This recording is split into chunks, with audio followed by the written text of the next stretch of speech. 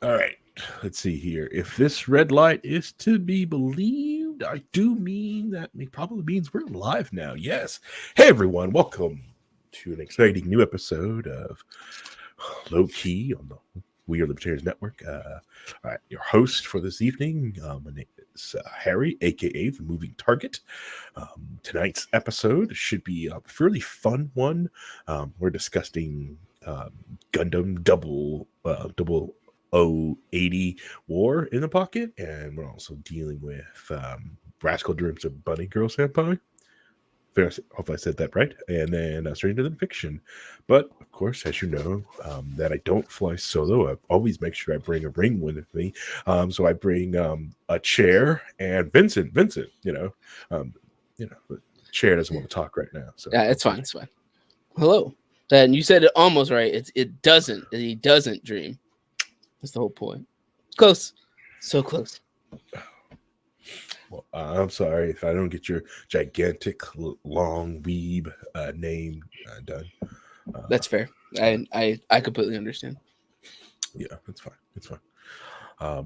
But so, like I said, we'll introduce Reinhold when he gets back to his chair. But we get to see his nice, amazing chair, and oh, look at that!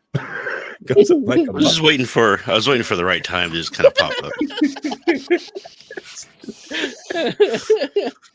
As you guys may know, Reinhold used to hang out with the Henson crew. All right. I was Fraggle Rock.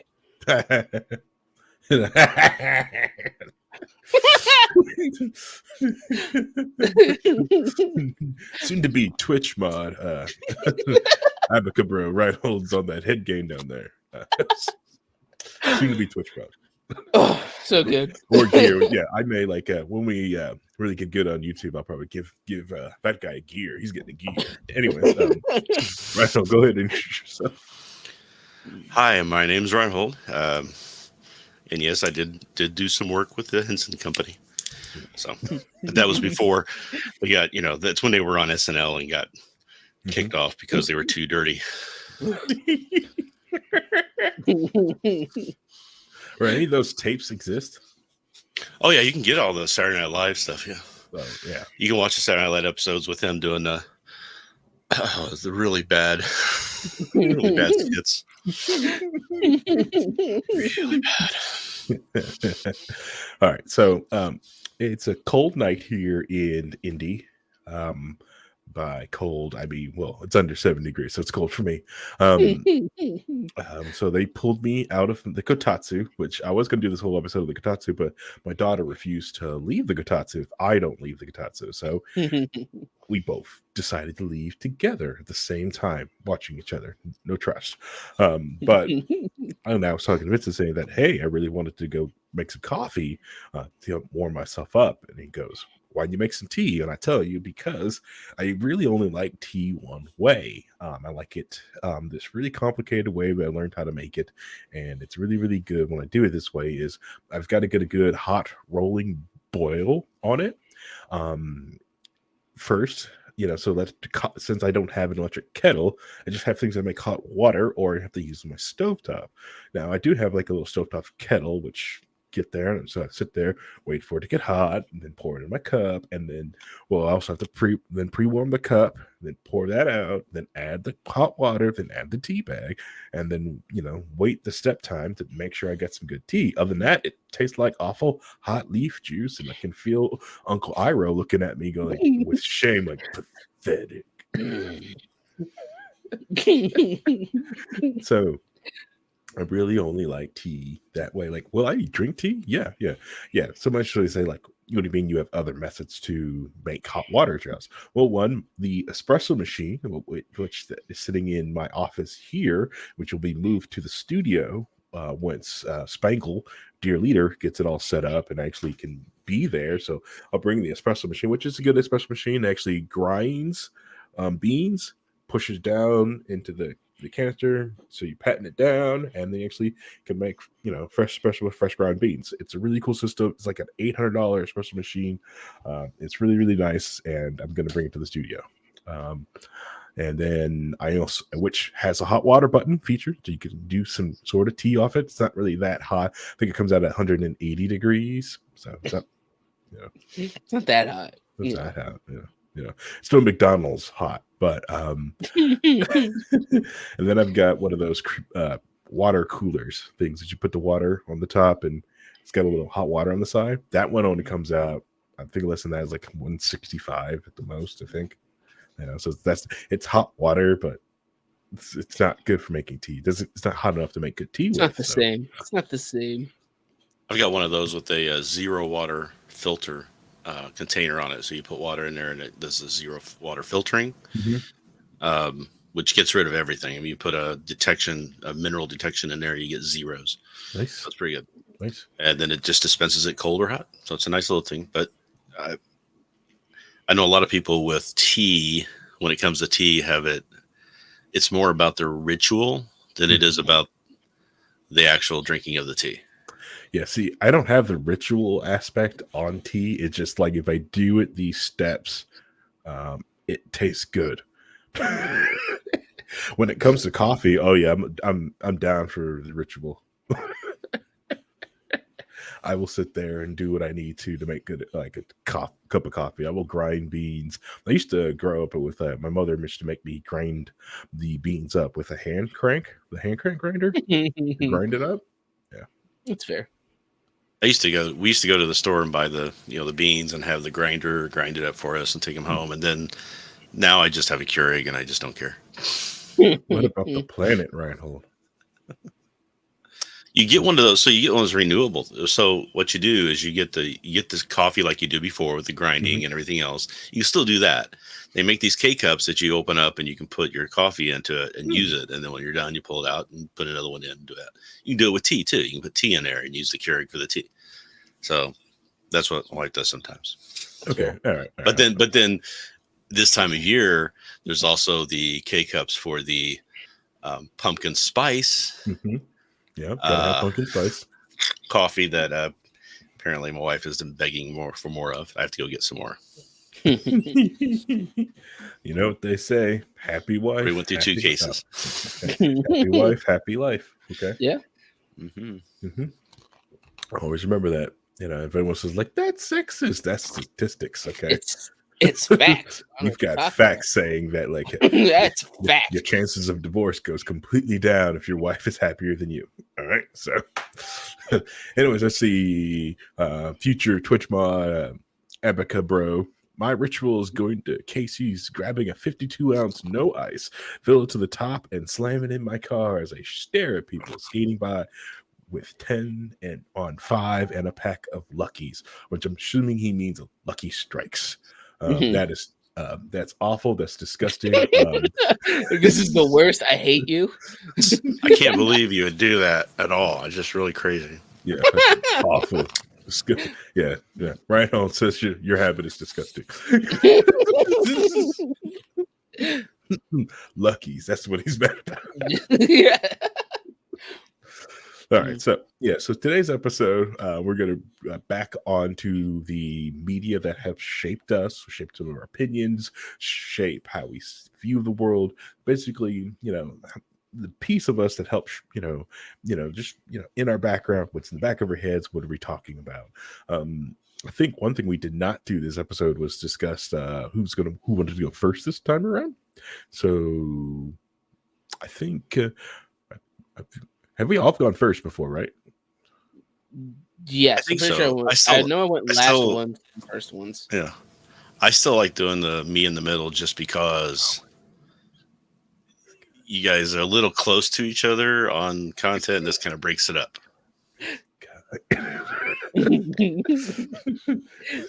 Good old Reinhold, this guy here. This guy is like, oh, you guys are close to each other. Well, fine.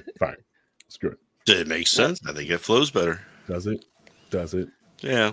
Unless you want somebody just to listen to my bit and then sleep through the rest of the 40 minutes. Rude. Wow. But he's right here. He's right here. He needs a bath. We need a bathroom break in the middle of the episode. What? No. For Reinhold, obviously. Okay, that's fine. Oh, snaps. It's right. I'll be right back. You got to book in the bad content with some good content, so the people will watch the whole thing. If you leave the bad content hanging off the back end or up in the front, you lose viewers that way. Well, as long as you don't bad content break bad fourth wall. Okay, all right, okay, all right. Let's not do that then. Anyway, so moving into my topic. So media that helped shape me growing up have to be, I want to say, like it's be my third, or is it my fourth foray into the Gundam universe? Going into the Gundam Universe's entry 0080 War in my pocket. This is a very small. This is based off a very small manga series. Dang it, I was about to say manga. I was gonna just yeah, there we go. There it goes. That's the disrespect I wanted. Small manga series. And inside the Universal Century. So last week to Gundam Wing, which is its own alternate timeline, different universe. So we're going back to Universal Century. So this was with 8th Mobile Suit Gundam and all the other UC stuff that I talked about. So in the exact same time, Universal 0080. So right in the beginning of the war, you've had this little small segment, which Gundam, what it likes to do is to give different facets and things that are going on that with the war. And this one is told from the eyes of the kids and basically the general public. And now that it does open up with Xeon and the Earth Federation's fighting out on Earth, trying to get a shipment out, which is, you have no idea where they're going. You don't have no idea what they're shipping, right? But you do see, but you get some, you get people fighting it out and dying and thinking about what's going on. And then you open up to the episode and introduce to the protagonist of this OVA, and you get to the basically so they get to see the whole show through the eyes of a kid, of what's going on. And of course, kids, when they see mobile suits or anything big at that age, especially young boys at fifth grade, sixth grade ish, they're not in technically primary school, but not like all the way through junior high ish. And so, big machineries are just got off dinosaurs, basically. So they look at big machineries, and of course, to the war effort, which the war hasn't touched their spot inside the world. The war is romanticized. The war is cool to them. They're looking at the mobile suits, which to them are jets and tanks on either side, which their colony really hasn't picked a side in the war, so they're looking at tanks and romanticizing both sides of it and getting word back and doing different things. It's so like, and all these kids see this war as just something distant, and as they build and set that up, you get to the following episodes, and that as that war comes knocking on their doorstep. They're in school one day after arguing, like the one side didn't have a good mech, the other ones had the better ones, and lo and behold, a new model mech pops out, and they end up fighting it. And the Earth Federation, the Xeon forces end up fighting right there in front of the school. So everybody is running to get to shelter and running away, but they're kids. This fight's going on. These amazing mechs are popping out, so the kids basically run to the action. They want to see what's going on, and this is how we're more introduced to more characters. So like the fight happens, the Zaku gets damaged, and so it is the Earth Federation's Gundam gets damaged. So the Zaku runs, everyone runs away. The kids follow the Zaku, and they find the Zaku damaged, and you get introduced to the Zaku pilot. Man, his name is Bernie. Now, oh man, sorry. I watched this today, and I will say this. It messed with me. After all these years, it still messes with me. So you meet the Zaku pilot. So the guy and the kid likes infantilizes him because it's a pilot of a mech of things that they were talking about, and he has one, so like helps him hide his mech, and they're going, hanging out with the other people, the Federation people who, so the Xeon forces that are on there, doing spare missions for them, and then they're doing bad stuff there. And then later on the show, you end up meeting the Earth Federation pilot, but you don't know it's the other Earth Federation. Oh, I should put the old spoiler tag. Already there. Already there. Yep. You meet the other pilot, which you don't know this up until the end of the show pops up, and it's Alan's Alan's the boy, right? The little kid that you're following through the series. It's his next door neighbor that he knew growing up, Chris. It's her, right? But he doesn't know this yet. Nobody knows it. This is his top secret. She was basically on that transport ship that you noticed in episode 1 and flying to, and they're basically evacuating because they had Gundam on them. So they were basically running with Gundam. So fast forward, so they're doing missions. Then you find out that the Xeon troops are threatening to nuke that colony and nuke it out of the sky.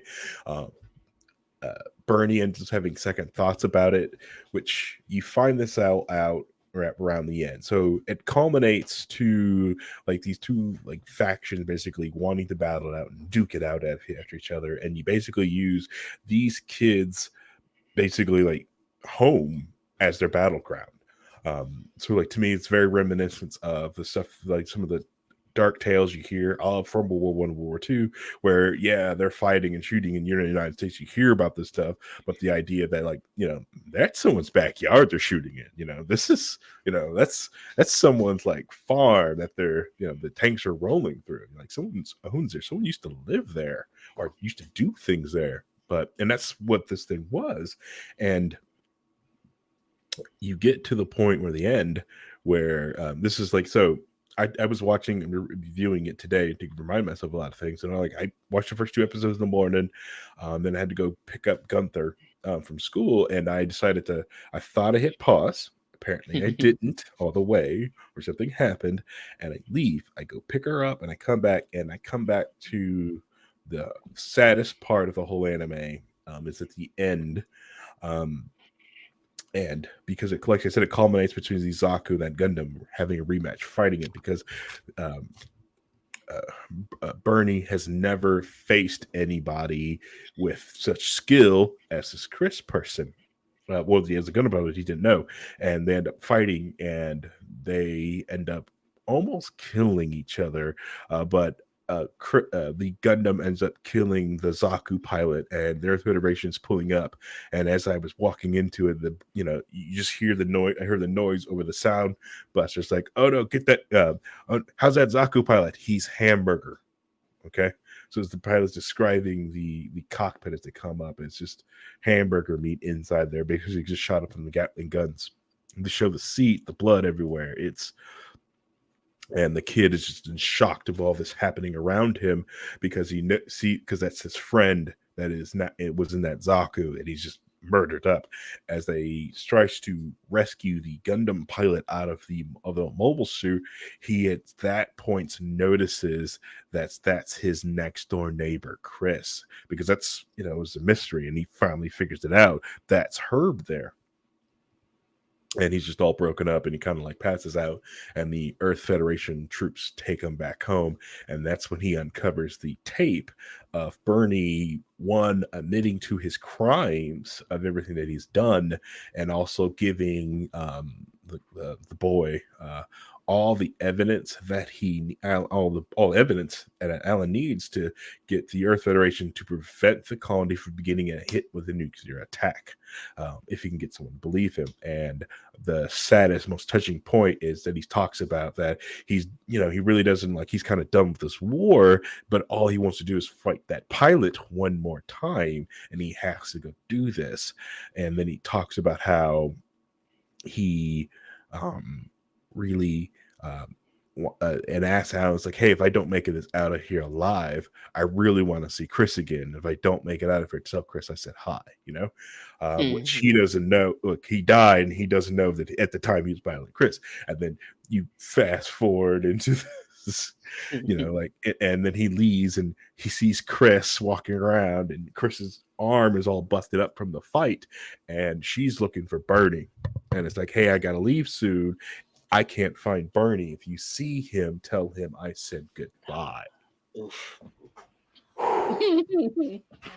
So the kid is just like walking with all the struggle, and then he gets to school, right? So this fight happened, right? This war, basically, small little like battle happened, and their school is destroyed. The police destroyed, the town's mostly destroyed, and the kid is and the school is sitting there talking about, this is bad. We will rebuild. We'll try to get you we'll figure out how we got to do classes going forward, and then hoping that the kids of this generation will grow up with peace in their hearts and never make a world that has to have these types of, this like uplifting speech. And the kid just starts bawling and crying, right? Because like of every, just really getting to him still. And the kids, because they're just kids, they're all kids, just keep going like, hey, why are you crying? I'm sure there'll be another war soon. Yeah, we get to watch some cool mechs blow up each other. Because to them, that, all they see is like property damage. They didn't really have anything like affect them. They didn't know the pilots. They didn't know anybody that got killed. It was mostly just property damage. So it's just, So that anime was kind of double war in my pocket. Now, like I said, it touched me because it's brings into that aspect in a fictional setting, trying to tell the story of what war happens to basically everyone that's around you, and brings a little bit to the other side of, while I enjoy watching these Gundams and mechs fight, if you zoom in, right, to these gigantic battle machines fighting around, this is what it's technically doing to people around it. It is destroying buildings, roads, infrastructure, schools. As it falls, things are blowing up around it. People that that are battling this, and people seeing it on TV, these things are happening. So it gives that reminder that while these may be fantastic weapons and everything else going on, like, hey, a lot of things that are happening still have consequences. Excuse me. That it's very impactful for me. Like I said, it's completely juxtaposed next to like Gundam Wing, when it's just like, when Trace is like, can view battling as beautiful. It's like, okay, then you've got this, like the dark side of it, the awful nature of it. And I will bring up more of that also in on the honorable mention episode, with its honestly with some G Gundam stuff, because honestly, like, G Gundam has while it may have just been a crappy Street Fighter clone, it had some great messaging to me.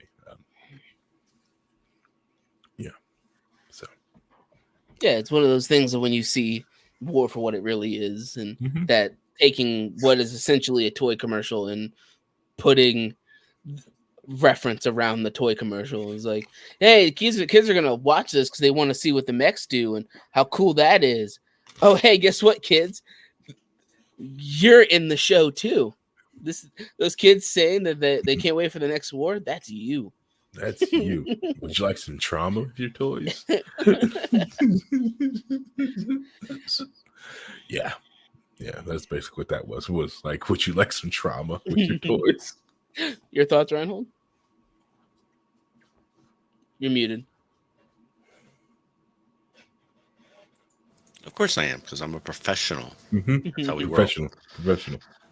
No, well, you were saying a couple of things, but one of them was he didn't know who the other person was, and I was just immediately thinking about Racer X for some reason. Yep. Oh, yep. yeah. I get that. Yeah. Wow. Yeah. Yeah. I mean, that's kind of that level of mystery. By the way, full disclosure, I didn't understand who Racer X was until I got older. When I was a kid watching that, I was like, I don't know who this Racer X guy. He's really cool. He's really cool. I don't know why he's like low key helping him the whole time, but I don't know. Looking out for the guy. Yeah. I don't get that.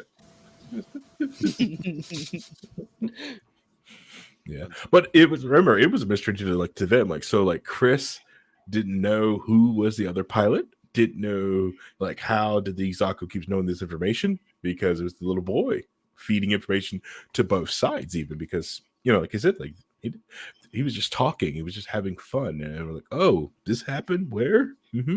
Yeah, so It kind of, in some sense, he unfortunately became a useful idiot for both sides because Yep. he was too innocent to know better. Right. He's just like, cool. I made a friend who pilots that cool thing and just start talking to people about stuff. Yeah, and also deposit a really good piece of the lore also, because when people start where they really give to people that the main contractor, Anaheim Electronics, like all the parts works in the Zaku stuff and the Earth Federation. It's the same, basically the same mobile suits. They run the same operating system. They're basically the same parts. But you don't really get to the culmination that all this about Anaheim Electronics until Gundam Unicorn. Way later. And Unicorn and Hathaway too, by the way. So well, that is that what was that 40, 50 years Yeah, after the first season? Yeah, you got some time. Yeah. Just sprinkles. That's how you get sprinkles. All right, I'm done. I will now rest your case. Yeah, okay. Rest my case. All right. So, real quick, how would you guys feel about playing a trailer for a movie? Oh no! You want to do that? Okay. I mean, yeah, you can, as long as you don't get us. Is there music on it? Is there music on it? It's just a trailer for the movie, so I guess there's a background of one of the songs from the movie. So, I mean, if you would rather not, that's fine. I understand, but I just think sometimes it's easier to see what Yeah, just I'm getting ready to talk about, but no, that's all right. You do this. Hey, we got some here. Yeah, thanks for the biddies. Thanks for the bits. Cheering for Gundam. Good job. Nerd shit. Yeah. So my little spiel starts off talking about the movie Stranger Than Fiction, and then I'm talking about the Will Ferrell movie that was released in 2006, and not the documentary about pro surfers faking surfing events. It's got the same name, and every time I look for it, that's all I find, because Stranger Than Fiction, for some reason, is not available on any streaming platform. Huh. Even though it's one of the best movies ever made. I'm more interested in the surfer thing now. It's out there. You can get it and you can watch it for free. No, but Stranger Than Fiction really is. So if you've ever heard of a concept called Chekhov's gun, right? It basically says in literature that if you put a loaded gun somewhere at the beginning of the play or the story, and you don't use it at some point, then you're unfulfilling the reader. You're not giving them everything. You're telling them something and then ignoring it, and it's a bad move to go with. So we've all seen The Last Jedi. I think the quote is, if you introduce a gun in Act 1, it has to be fired by the end of Act 3. Right. So there have been, even Chekhov did this, where he had a play where he literally did that, even though he told people not to, because his play was about unfulfilled, expectations and things like that. So he's making a play on his own thing. And that's where Stranger Than Fiction comes in, because it really does present a literary examination of Chekhov's gun. They introduce a concept really early on. They introduce little pieces earlier on, and they all play a part somehow in the movie, but a lot of times not the way you thought. It's like Madison with two N's and a Y, but it's not where you think it is. So the concept behind, and the problem with the movie when it came out, I think, because most people who have actually sat down and watched it without any expectations have genuinely loved the movie. The problem is it stars Will Ferrell,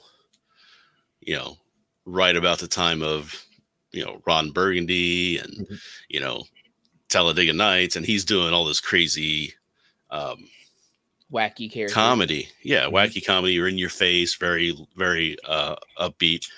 And in this movie, is not that. This movie is him being a very stodgy, by the numbers, OCD tax agent, right? Mhm. So that's kind of his state. So he's very prompt. He's very quiet. He just does his thing, and then this thing happens to him and throws him off kilter and changes his outlook on life, on what his life means, what he wants out of everything, etc. But when we talk about Chekhov's gun, there's a concept introduced early on in the movie that starts this spiral that has to pay off somehow. And it does in a big way, and it's awesome. But that concept is, he's living his life, he's doing his thing. His watch that he has this watch, and it malfunctions on him, so he has to stop it, restart it, and get it set back to time. So he asked the guy next to him at a bus stop to ask what time it was, to set his watch, and then he starts hearing a narrator in his head over the past day or two, talking about he's brushing his strokes, he's brushing his teeth, this many strokes, he's counting them, he's doing basically everything he's doing, and he's looking around like, hello, is anybody, he's trying to figure out what's happening. So he's going through that, and then he goes to the bus stop, and the watch thing fails. And the narrator says in his head, but little did he know that this would lead to his imminent death. So he freaks out. He's like, what? Why? He doesn't understand. So he talks to therapist. Therapist says he's schizophrenic. He says he's not. He finally talks to a literary guy who's played by Dustin Hoffman. And Professor Hilbert is his name in the show. And he tries to figure out, are you in a comedy? Are you in a tragedy? What kind of book are you in? If we're going to go down this path, that you're actually in a character in a book, which kind of story is it? And that's a kind of a humorous way to go through the different types of stories there are out there. At one point he says, are you in a comedy or a tragedy? He says, does anybody out there dislike you? And he says, Professor Hilbert, I'm a tax agent. Everybody hates me. So they go play with that. And in the meantime, he goes to audit this woman at a bakery. She owns her own bakery. He has to go audit her. She's very anarchist, as you would say. And she didn't pay her tax. She didn't pay all of her taxes, because he's like, you didn't pay your taxes. She goes, no, I paid all of the taxes I felt I wanted to pay. Says the part where you go and pay for the war, I didn't give you that money, but I gave you all the other money to help feed everything like that. So he has to audit her and figure out how much she owes. And it gets pretty kind of dicey between them, but it also ends up creating a situation where they learn a lot more about each other and start to have a relationship. And it's a very beautiful way it happens. It's not normal. But there's this one guy who's reviewing the movie who keeps saying that one scene where he wins her heart is why he'll never find love, because he expects too much out of it, because it was so perfect. It's like, it's ruining me. And I'm trying to, I don't want to give a lot away, but the real story, in my opinion, behind the scenes is not necessarily his search for what's going on. It's, you also follow the author who's writing the book, and she's got writer's block because she can't figure out how to kill him. She's got to find a way, a believable way to kill him. And that's what she does, is she writes books every 7 or 8 years or a decade or whatever. And the protagonist always dies in them. And it's she's like Professor Hilbert says, he's one of her favorite authors because she is such great. Her stories are so wonderful and beautiful, just beautiful pieces of literature. Right. And so she's trying to figure out how to kill Harold Crick, so she's imagining all kinds of things. You see her imagining it and what she's going through to do that, and what she's putting herself through to do it. She's like basically withering away and smoking and trying to, standing in the rain, trying to figure it all out. She's all in trying to figure this out. And the book company that's supposed to be, that they're waiting for this book for 7 or 8 years, sent an assistant to her to get her going again, to get her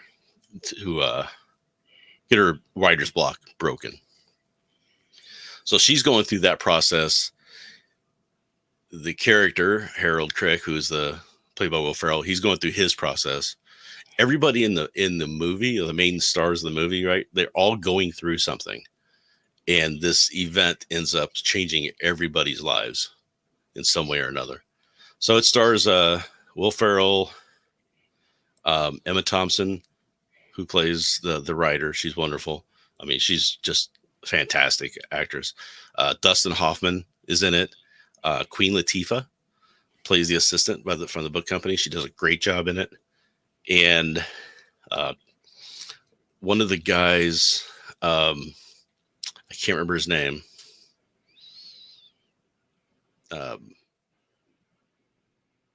I'll have to look it up. I can't remember who it is, but he's in there as his friend, his tax agent friend. And then the two guys, there's two other tax agents that are in there kind of in the background. They have a couple of speaking parts. And it's the two guys from the Sonic commercials. They sit in the car and talk and stuff like that. It's those two guys. I've seen them in movies before, a little bit here and there. They get little bit parts, and they do a funny little bit in this movie too. So that's kind of the main cast of it. Oh, and sorry, the Maggie Gyllenhaal plays the bakery owner, the anarchist. So those cast of characters, those actors. The writing is impeccable. The direction, the movie, the way it's directed and shot, the cinematography, amazingly good. And the end of that story, I have a hard time thinking about it without crying. It is so powerful the way it ends. And that's pretty much it. It's just, like I said, I don't go into a lot of the details on it, but it is, it really does do a good examination of what is a life, what is life worth, that sort of thing. And are you really living yours, and what you should be doing to really live yours before it's too late to, so some people don't get a push until they hear the news, you're going to die right in like 2 weeks or whatever. That pushes people to do things. And if you would just embrace that now and move forward with that, then you might find your life getting a little different and more like what you imagined it would be and not what it is. So wonderful movie. That's about all I have to say about it, though. Let you know any questions. Is that concept why you chose it? That's part of the reason why I chose it. Yeah. And it's really more about, so if you've ever studied literature, this movie really just folds in on itself several times and re-examines the whole concept of literature to begin with. I think it does a really great job of that. Some people call it a nihilistic view of the world, and some people say it's more of a understanding, the value of life type of thing. But I also think it's a really interesting play of a writer playing on all the literature that they've read and went through in a way that kind of subverts a lot of expectations and changes the paradigm of what a story can and can't be. Now, I may be overselling it at this point, but that's just my opinion of it. I think it's always meant a lot to me when I've seen this movie, and that's part of the reason why. Yeah. But there's no reason to apologize for the music, for any of that. Yeah, and the music in it is awesome too, and it's it just really hits the right notes. So I mean, in the soundtrack, I've got the soundtrack, I've got the movie, so I watch it anytime I want to, obviously. So I do recommend, if you can ever find it on streaming anywhere, to go watch it. Otherwise, there's other ways to find the movie that we may know about, but yeah. But it's a really great movie, and it really deserves to be praise a lot more than it is, because it was, like I said, it bombed at the box office because it was Will Ferrell and he was doing a serious like role. I mean, there was comedy in it and he does some fun stuff and there's some funny lines, but it's not a comedy, not a broad comedy like he's used to being. Yeah, and that's what everybody was expecting, and they all got bored and didn't understand it and left halfway through. And if you leave halfway through the movie, you don't get it. I mean, the story is the end of this movie, and that's what you're leading up to. Okay. That's fair. Yeah. Anything else you want to add, Harry? No. I think that's it. I think someone told me about this movie, but it wasn't on my radar when this thing came out. But it sounds very interesting. Definitely have to give that thing a watch. But if I can find it, fair enough. I think you can find it somewhere.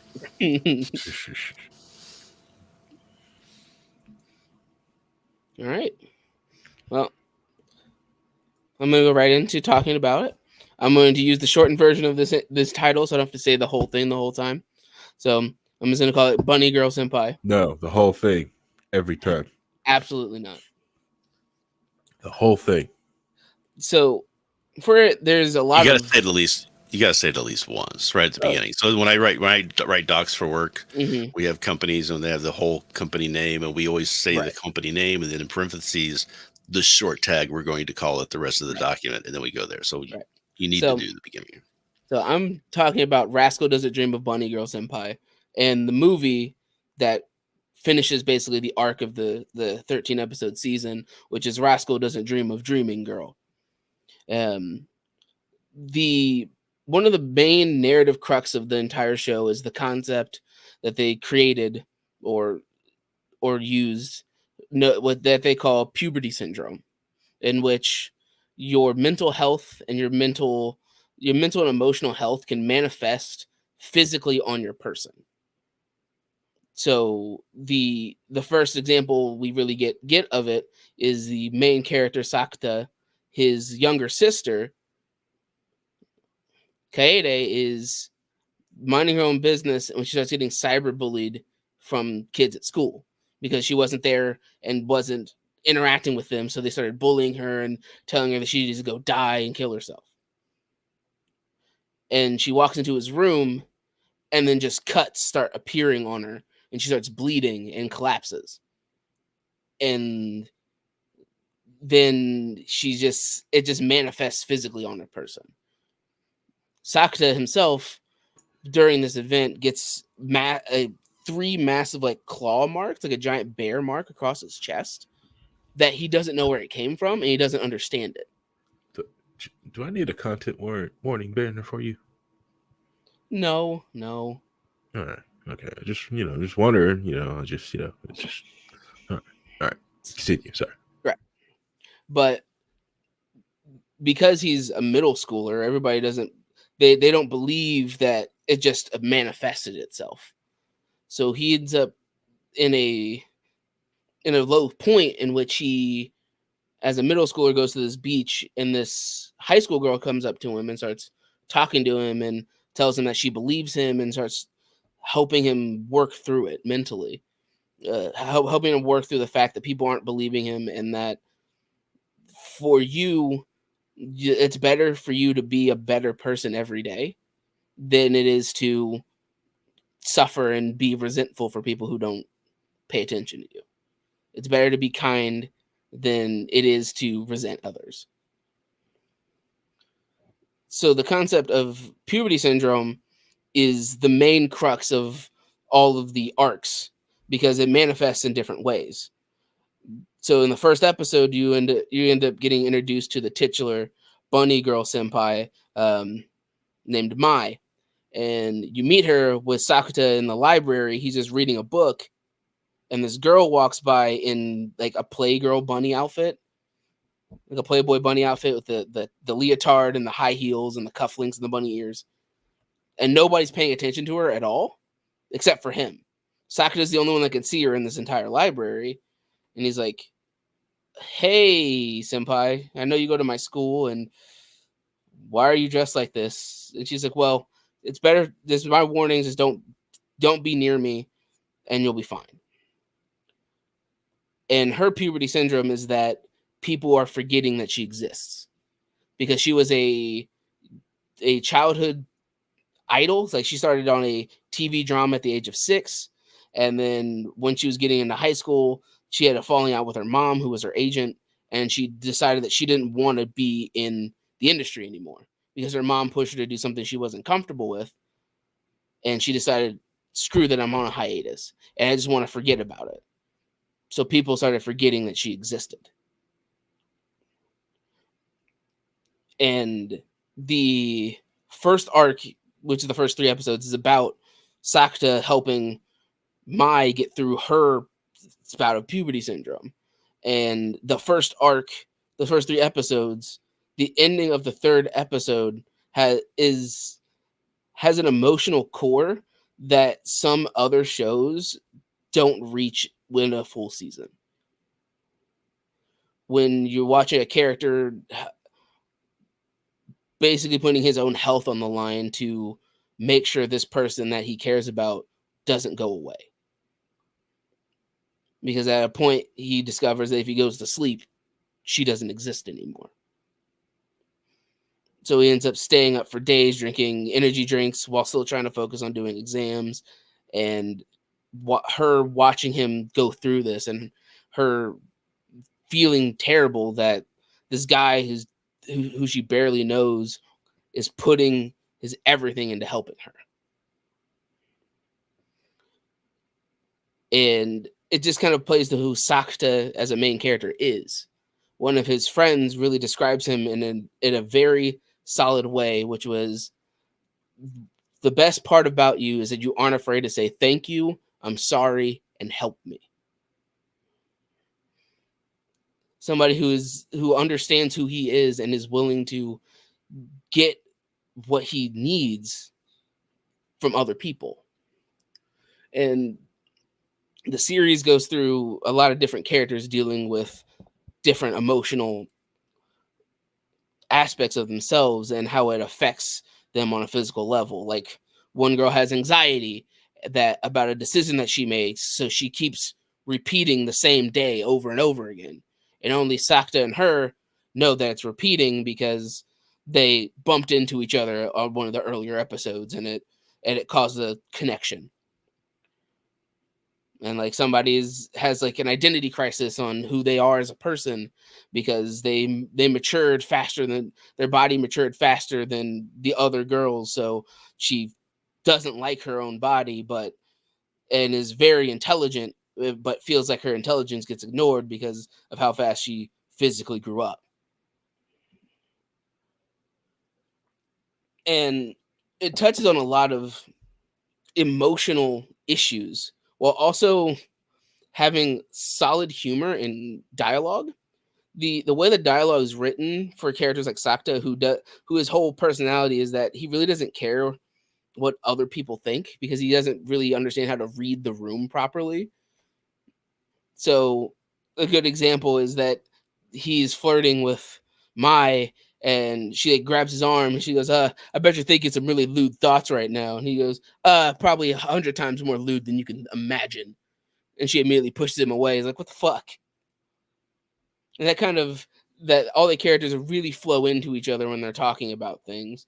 And the dialogue in particular is one of the things that actually inspired my own kind of writing when I write how characters talk to each other.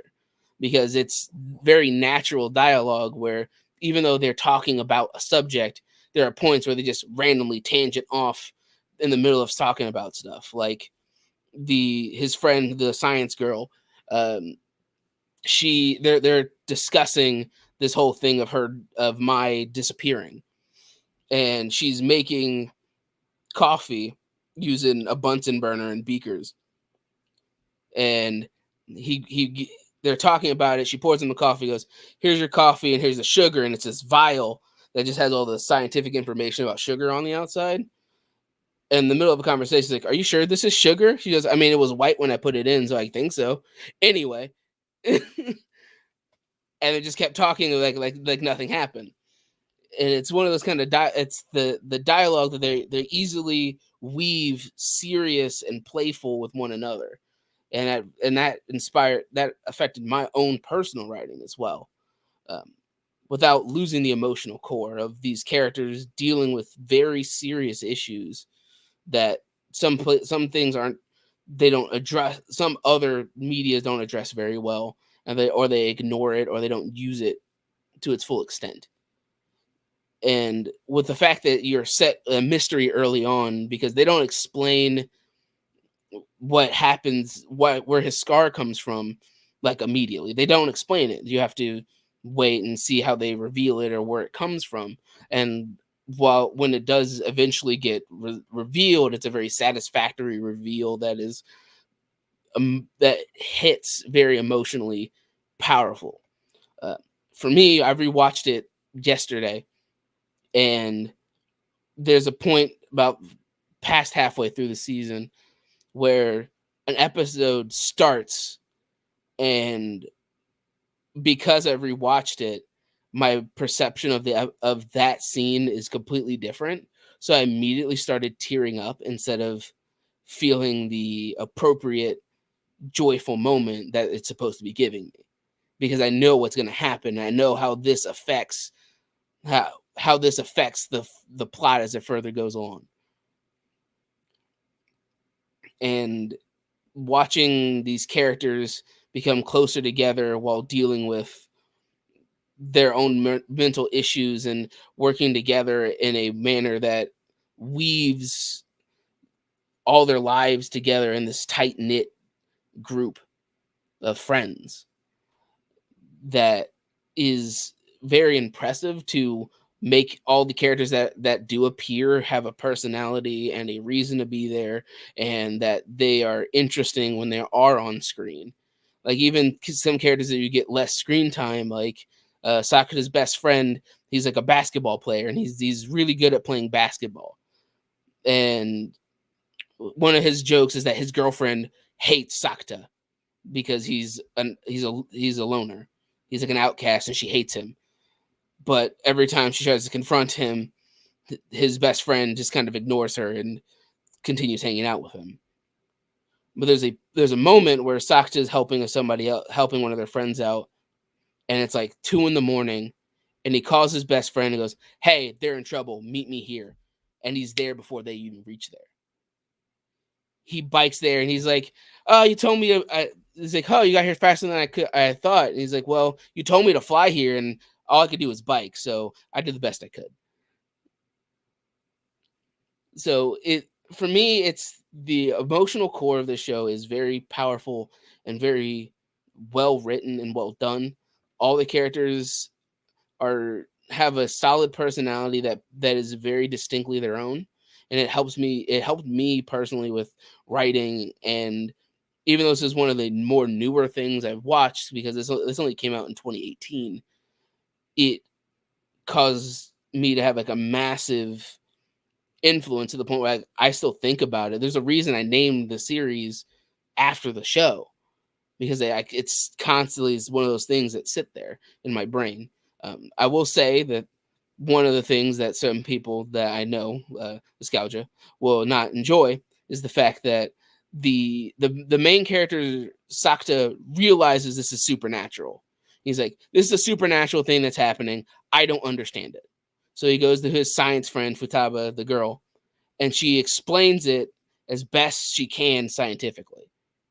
So the whole concept of Mai disappearing, they use the concept of Schrodinger's cat, where she doesn't exist if she's not observed. So the only people who know her and can see her means that she exists. And when there's nobody to know which ways, she's basically in a state of constant limbo, where she exists to some people but not to others. And they use a lot of like, it definitely feels kind of shoehorned in or tangentially connected. Like the concept that the reason that Sakta repeats time with the other girl is because when they interacted with each other, it caused quantum entanglement. So that's why, like, when it happens to her, it happens to him, since they're entangled. So while the scientific stuff might not be exactly accurate, I get where they're coming from. It kind of makes it, because you have a character that doesn't believe in the supernatural aspect of it. She doesn't believe that it's supernatural, so she has to come up with a reason why it exists. So, and using scientific concepts to explain a supernatural instance makes it easier for them to understand how to deal with it, even if it isn't exactly accurate. Was it like that? Because no one really goes to shows unless they're trying to, be 100% accurate. Other than Reinhold. Oh, Nostalgia yeah. would care. As I said, some people we know, Nostalgia would hate the fact that they kind of use it as a narrative point instead of it being like 100% accurate. But I'm also not a quantum scientist. I don't know quantum mechanics, so I can't confirm nor deny that they use it properly or not. I mean, I'm going to be talking about the upcoming episodes, science fiction writing, and that's going to involve hard science. I don't know if you've heard of that, hard science fiction, and that's really got to be scientifically correct. It's right. Very stickler. So, which I totally understand, but definitely this is more of leaning towards the supernatural and somebody using science to explain the supernatural. Like that's kind of why I wanted to kind of bring it up when we were talking to Rimzo on the when we were talking about it, because the whole concept of they use science as a way to explain the supernatural in some way, shape, or form. Well, I did that a little bit during that conversation too. I was trying to go into that. Exactly. So while it might not be the most accurate use of it, I'm not a theoretical physicist, so I can't confirm nor deny that things that they said when they start talking about, superpositions in the universe and shit like that. I was like, cool. I see what you're coming from. I don't know if that works that way, but a lot of literature too is you just suspend belief and just go with what's being told to you, and the narrative is being driven to you, because if you're too critical of it that way, you're going to end up ruining just about any piece of literature. Right. Yeah, pretty much. But like I was talking about Stranger Than Fiction, where's the science behind a person being in a play, in a book and being up and walking around and stuff? It's right. You have to kind of suspend that disbelief. Even when they are talking science. But I will just put it out there. It's on both. Last time I checked, it's on both Netflix and Hulu. But the season is the movie. You'll have to find your own way of watching the movie. I don't know if it got an official Western release or not.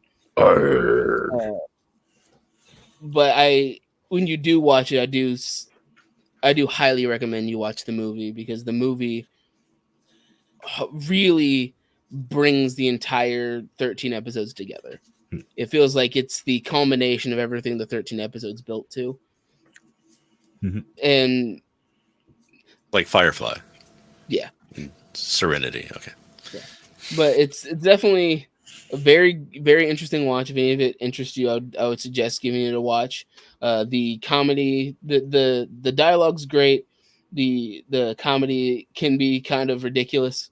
I mean, I've never seen any other show where the main character owns an asshole by loudly exclaiming that he's a virgin. So there's that. Because the guy was spreading rumors that this girl was a whore and sleeping with him. And he's like, I'm a virgin, get fucked. On my level.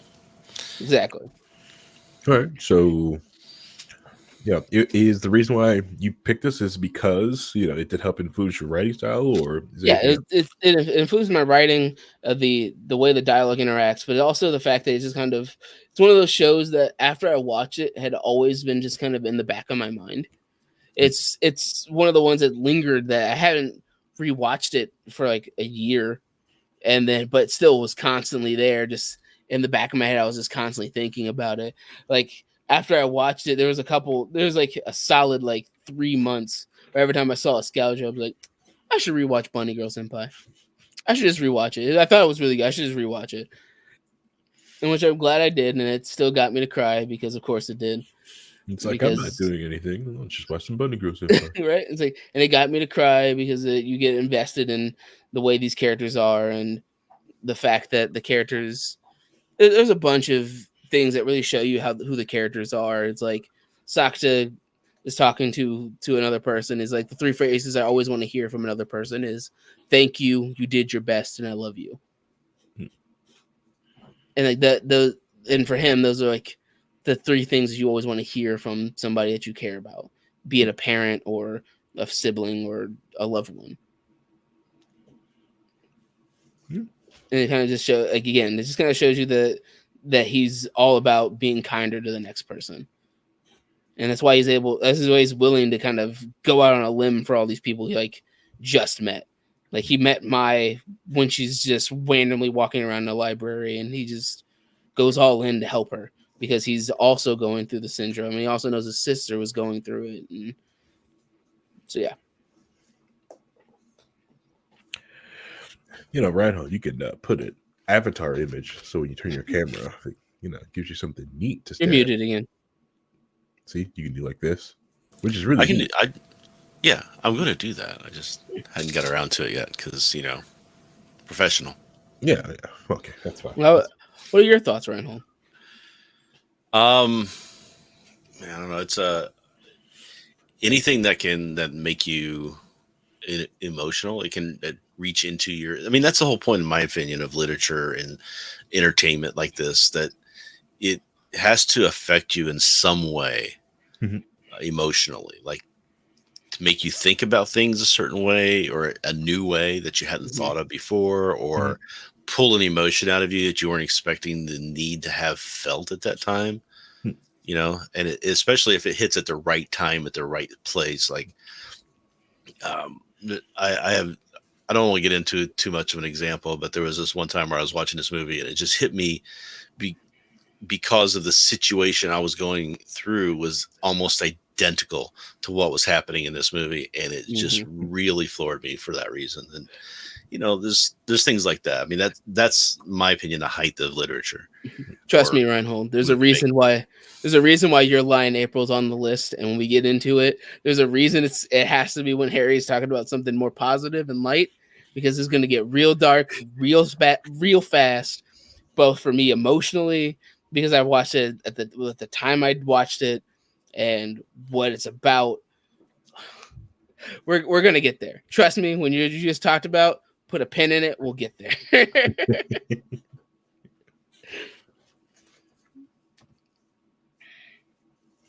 Yeah, it's one of those. And soon to be former moderator, Escalade Plus says, at the break we're going, it'll be April before we covered. Ha ha. Well, I'll have you know, we did it 2 times in a row. Thank you. No. As one gets promoted, the other must be demoted, right? Exactly. All right. Okay. Notice I don't have a cog next to my name in the channels. Exactly. So what do you guys want to talk about next time we do this? Well, for me, I think I'm going to go, since I did 2 Gundams. That means I'm going to leave the world of Gundam and go to the land of samurai. Let's do Rurouni Kenshin. Okay. Yeah. Reinhold? I'm thinking, I'm trying to pull it up now so I can see what was on my list here. It's going to go like Kids and Hogs season 4. Kids in the Hall again. Maybe we'll do. I have 4 left, and they're all interesting in their own right, but they're also going to be kind of. One of them's going to be real quick, like this one. It's another movie. It's called Ellie's Story, so I'll probably just do that one for now. And then City Lights is another movie that I want to do. So just do a string of movies for now. So you're gonna do LA Story? Ellie's Story. Yep. Okay. I'll save Charlie Chaplin City Lights, which, spoiler alert, I feel is the most romantic movie ever made. I will save that for near the end. So Reinhold, I think Discord makes your mic terrible, because as soon as you turn the Discord on, your mic went all wonky. I wonder if it is Discord is doing it. Hold on a second. There you go. Yeah. Well, Harry, I think it's time for me to talk about Run High School Host Club. Kiss falling down. Hey, hey. That's what I will talk about next time. Is Run High School Host Club. Yeah. Lighthearted. Yeah, very lighthearted.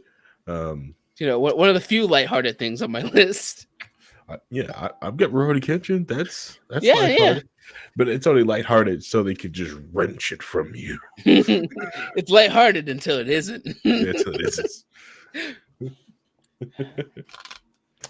Yeah. And that leaves the last three. One is waiting on you. One is waiting. I need to make sure Ascalgia has a weekend open. I'm gonna do Initial D last. I'll tell you that much. That last show is gonna be miserable. That last show is gonna be miserable. I can say that the LA Story is a comedy. Mm-hmm. It's an upbeat comedy. So if you wanted something light to counteract what you were talking about, we can do that then. I can time it with you.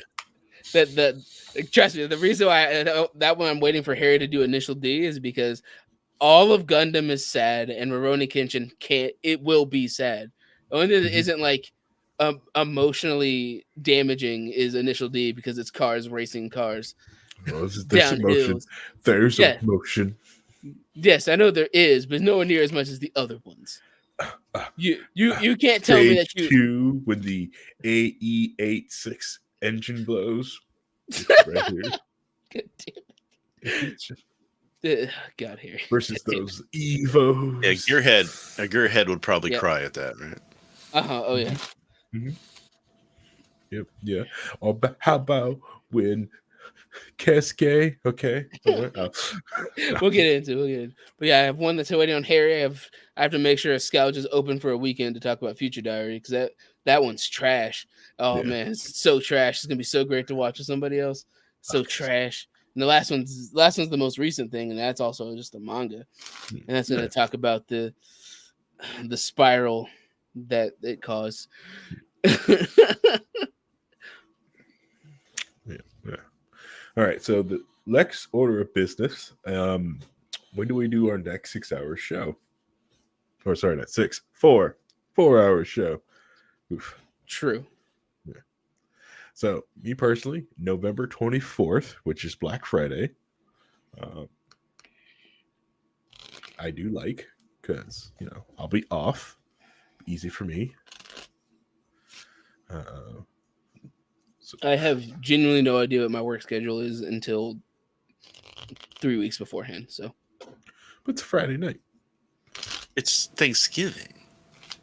It's the day after Thanksgiving. My job is open 365. 365. If we literally aren't even like Christmas and shit. Yep. Yeah, but it'll be Friday night though. I mean, that doesn't mean anything. It's open 365, 7 days a week, 24 hours a day. So once I know what that schedule is by that time, I can tell you. I could probably tell you what my schedule is up to the first week of November, starting tomorrow. Well, we need to put a date so people can know that they need to tune in for that Friday. We have hundreds and hundreds of people. Conditional date, and then if we change it, we can let people know. All right. Reinhold, do you like Black Friday? I like Black Friday in the fact that I get to sleep in and kind of let my body recover from all of the food I ate the day before because, oh my God, that's what the whole holiday's for, right? Yeah. For eating way too much food. And I already eat way too much food to begin with. So when I eat way too much food, that's a lot of food. Yeah, it's the American holidays.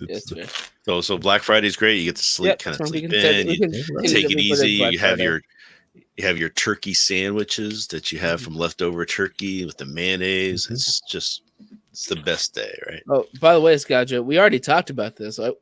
I told you this. It's trash, and I told you that you're gonna come over to my house and we're gonna watch this trash together and laugh at how trash it is.